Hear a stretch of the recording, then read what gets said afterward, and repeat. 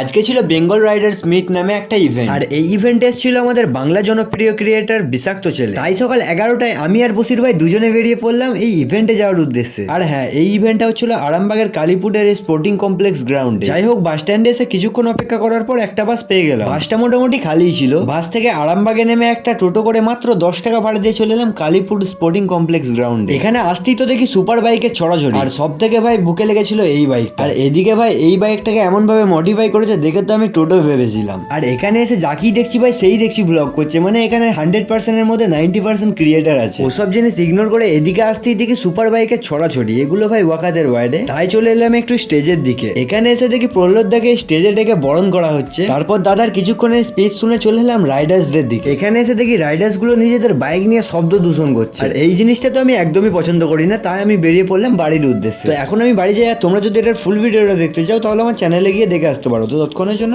By.